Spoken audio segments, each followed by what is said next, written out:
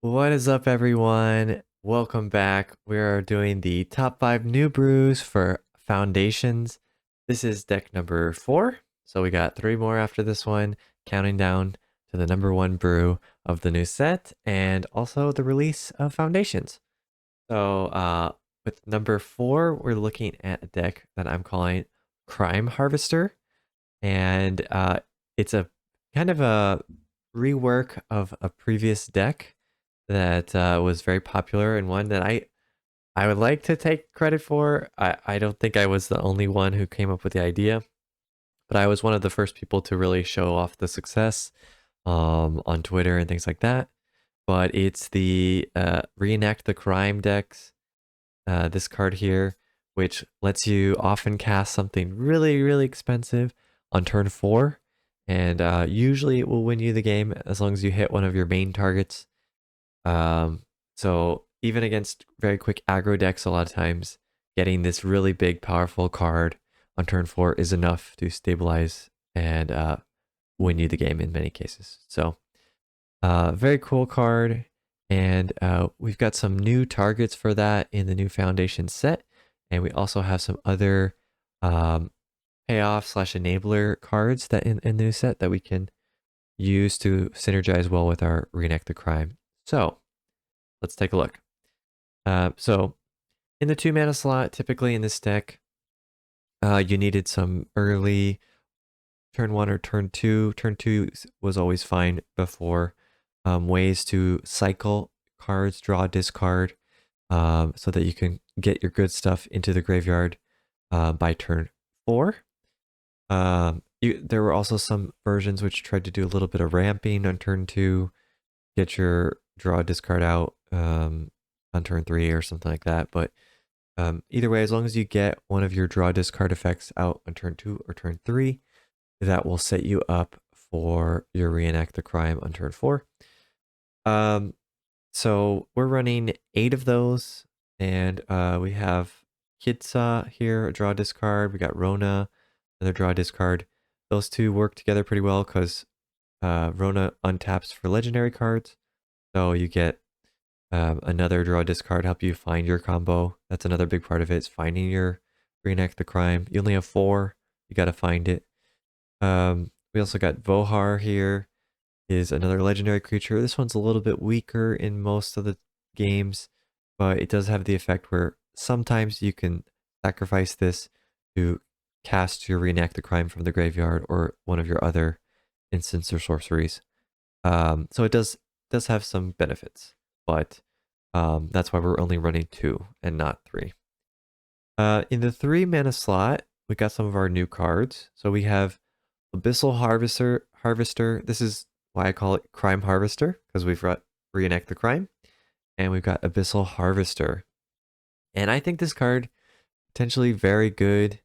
I could see this being in a couple different decks, one that has a lot of removal or one that has a lot of self-discard. And it's a 3 mana, 3/2, decent stats, not great, but decent. But whenever you get to untap with it, so turn 4, typically you'll play this on 3 and then turn 4. You can exile target creature from a graveyard that was put there this turn and create a token of it, except it's a nightmare. And you can only have 1 nightmare at a time. So if you make a new nightmare token, it will exile the other tokens that you already have. So just keep that in mind when you're playing the deck. All right. So we already know that Reenact the Crime can do a lot of shenanigans, casting your really big stuff like Atraxa, like Breach the Multiverse, things like that.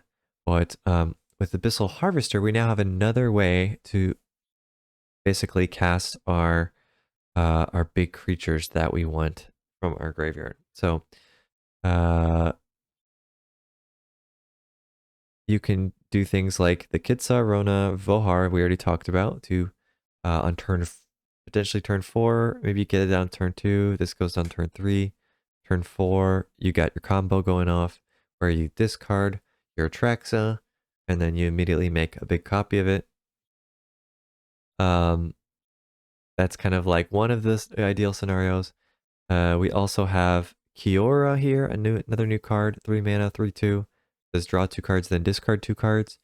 So on turn 4, you can play Kiora, you can discard, one of your big creatures, and your harvester gets to make the token. On top of that, Kiora is also a decent target for the harvester because it has the enter the battlefield effect, first of all. Second of all, it also has this threshold effect where if you have enough cards in your graveyard, you get to start making 8/8 legendary octopus creature tokens. So that's pretty solid. And so early game, it's your enabler. Late game, it can be kind of a payoff, especially when the opponent starts to run out of removal spells. It's going to be kind of another annoying creature they have to deal with. We are also running 2 of the Matzalanti. I'm sorry, these names always get me on the Ixalan set, but Matzalanti, the Great Door, very good for drawing, discarding, and it's an artifact. So turn 3, you play it, or turn 4, you can immediately do the draw discard. You don't have to wait for the summoning sickness to go away. So that's another big benefit of this one. If Kiora ends up not working out, potentially we could run some of the new Kaito Planeswalkers. I'm not 100% sold on him because most of his abilities are pretty subpar, like making a 2/1 token and minusing 2 loyalty. It's not very good, and the draw discard is fine. It doesn't have any way to just get straight up draw you a card, so that's also a little bit disappointing. So that's why I didn't go with that one, but if Kiora doesn't work out, we can probably swap it out later.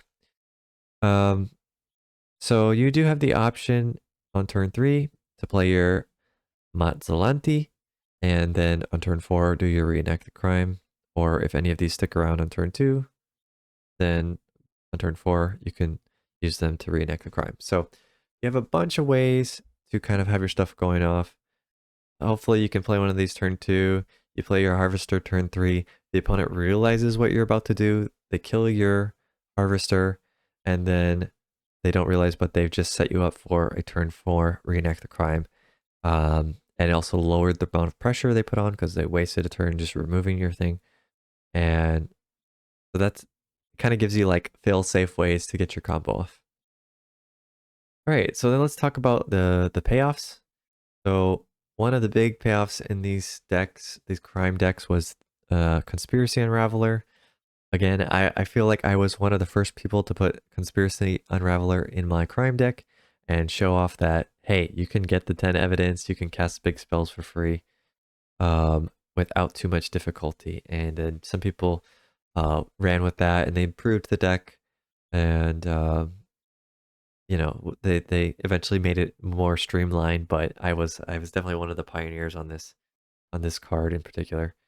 And yeah, it's very, very powerful. So if you can make a token with the Crime Harvester, like you can still use the ability, gain the 10 evidence to cast some spells for free from your hand. Hopefully you can cast like a Breach of the Multiverse or something like that. Or Atali or Traxa. So we still got that part of the combo going on where once you get the Conspiracy Unraveler on the battlefield, you probably win the game in a lot of cases. Of course, Atraxa, a lot of lifelink, annoying for aggro decks, also refills your hand. Atali gets you like 2 or 3 big bodies on the battlefield, and usually is good enough to gum up the battlefield and stop the aggro decks and win you the game. And even against control, it can often get you like a planeswalker or something good. So pretty annoying for everyone to deal with and often game winning.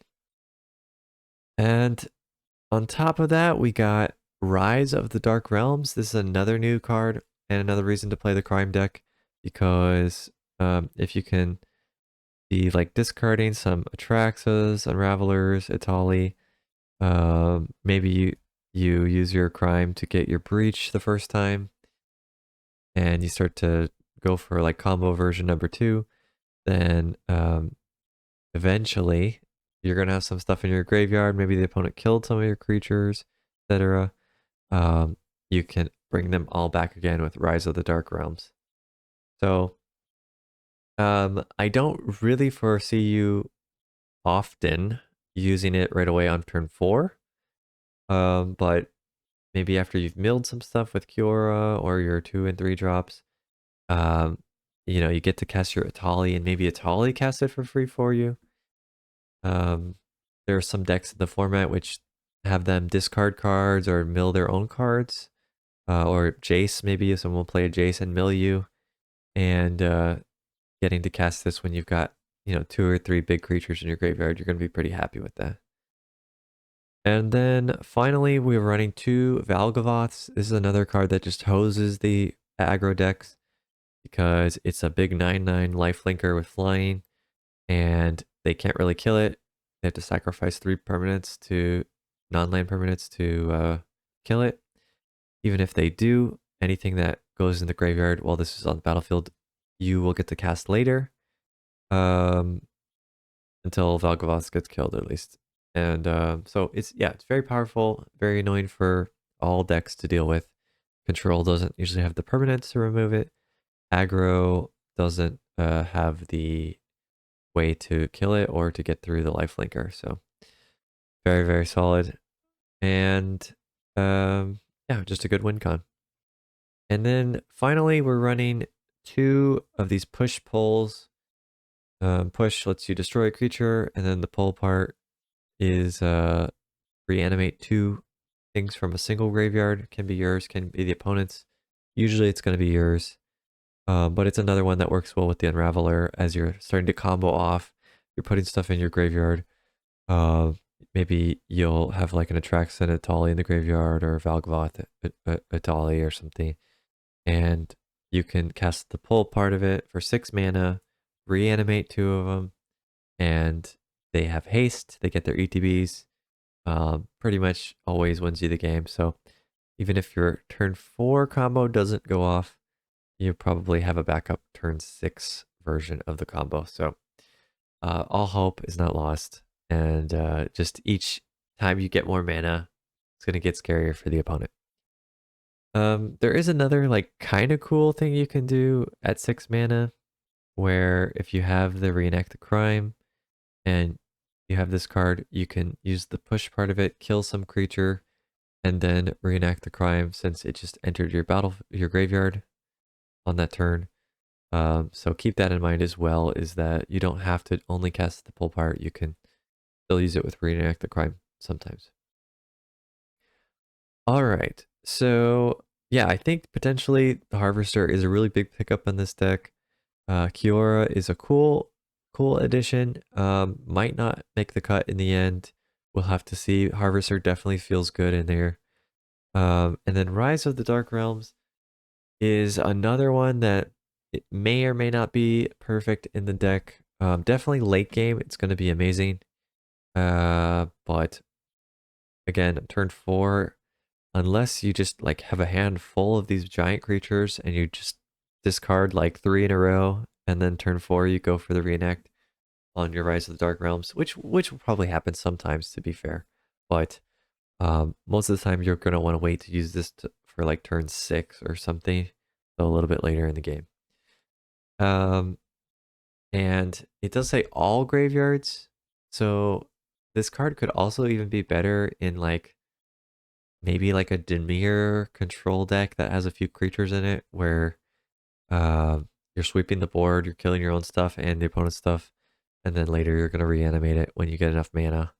So we'll see how well it works. But with the Harvester, you may end up just wanting to have more big creatures. There's a few like demon creatures that make the opponent discard and lose life, and you draw a card and gain life. So maybe that's going to end up being better. Maybe we just want another Atali. We'll have to play around and see.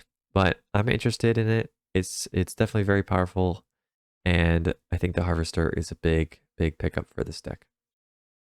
All right, that's going to be it for this one. Let me know what you think in the comments, as always, and I hope to see you for the next top 5 brews coming up soon.